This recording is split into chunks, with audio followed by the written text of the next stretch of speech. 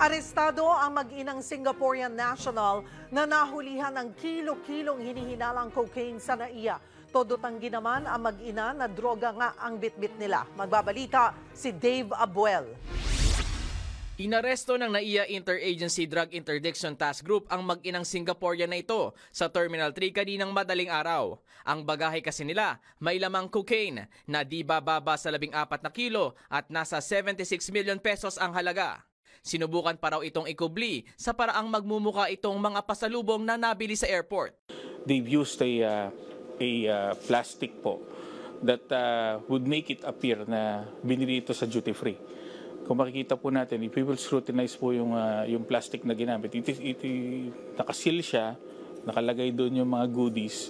But of course, yung ating Bureau of Customs, ating Bureau of Customs Examiner, nag-conduct ng toro, doon nakita po na imbis po na mga cookies at mga snacks, yung laman po ng mga tin can and canisters, cocaine po yung nakita po nila.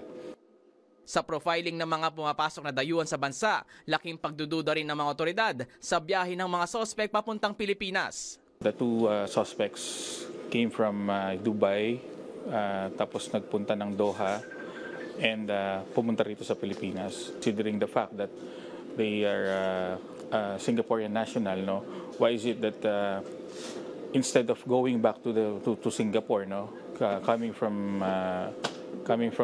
Dubai and Doha, nagpunta sila rito, and apparently, again, dun sa ating initial interview, they are going to another country pa.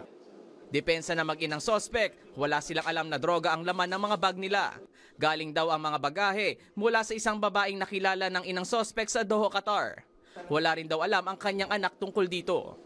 The baggage is fine. I mean, I come, but I don't know. When I take the things, I don't know that is meet someone. Then I bring to here. Tuloy ang pag-iimbestiga ng mga otoridad sa insidente. Para sa 1PH, Dave Abuel, News 5. Sariwang balita ba ang hanap mo? Simple lang. I-click mo na ang subscribe button at ang notification bell para lagi kang updated sa mga balitang dapat mong malaman.